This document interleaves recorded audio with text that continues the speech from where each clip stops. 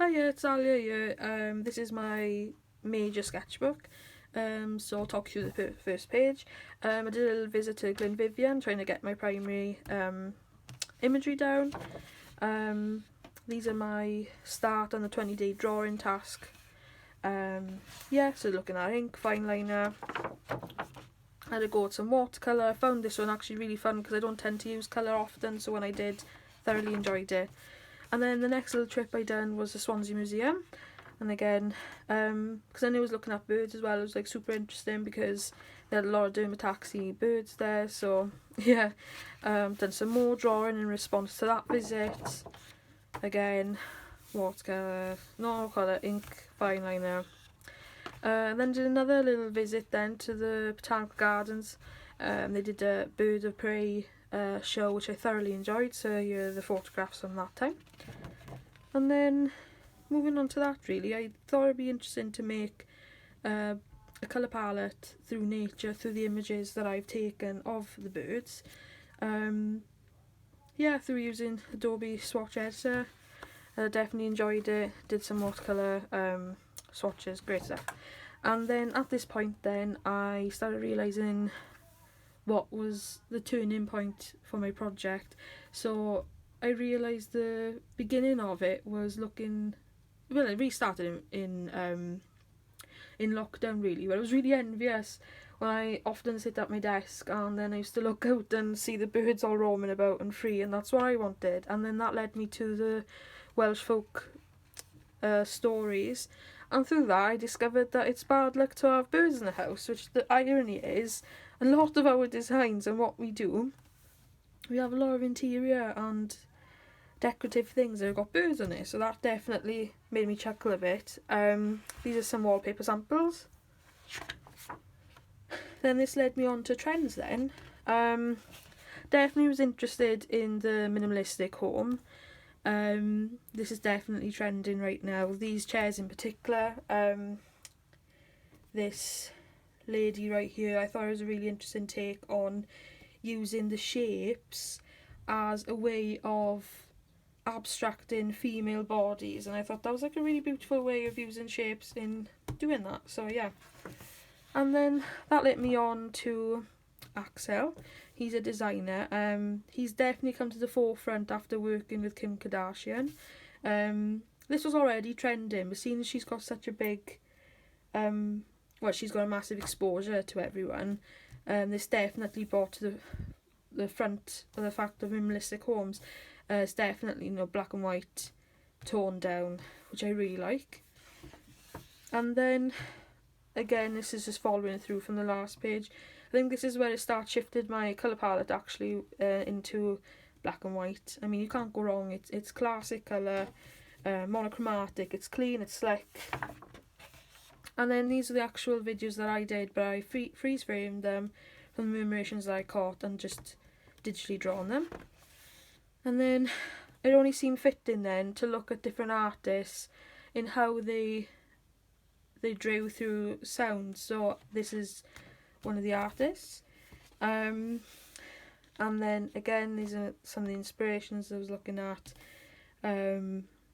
Really interesting how they've taken sound and put it forward. I did definitely respond a lot to Anna here because her work through sound is definitely, you can easily see it through visual what it is. So this is my interpretation to a response to her work. This project right here definitely touched my heart. Using birds as a way of just carrying on their loved ones' names continuously in such a beautiful way. It was amazing, really touched by it.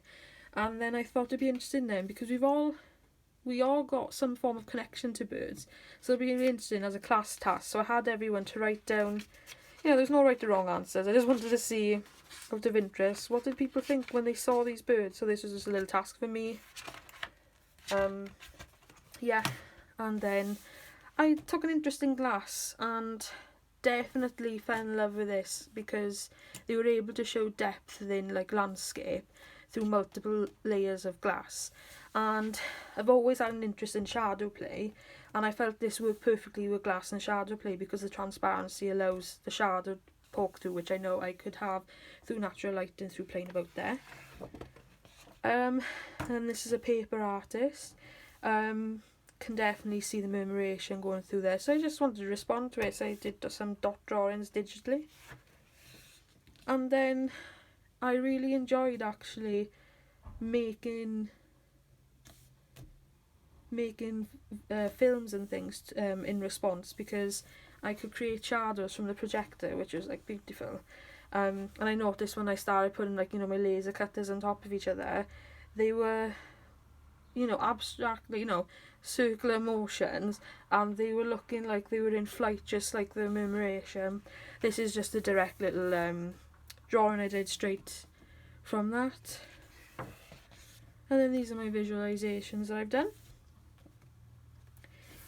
And then I was interested in form and structure through using tiles, because I took the structure from the buildings as a connection to the city and the birds in it, and you know, whether it's structure, you know, in the floors, whether it's, you know, the cemented tiles and things, it's all there.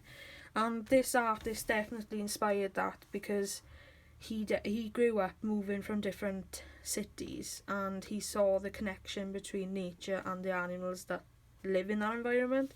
And obviously he's drawn those, and that was a little trip in Glenviv as well. At this point then, you know, I was starting to making decisions for my final piece, so I was looking at different compositions and how could I put my tiles. Ended up coming up and doing this one, and then this was the composition of my designs on top.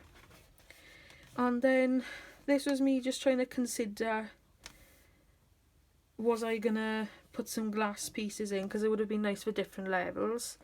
And then these are just to end my sketchbook on. These are all my little sketches leading up weeks to the exhibition, and even drawing right up to the exhibition, it still didn't look what it looked like, because it just goes to show it constantly changes, and you got to adapt when you're there too. So yeah, this is my sketchbook. Thank you.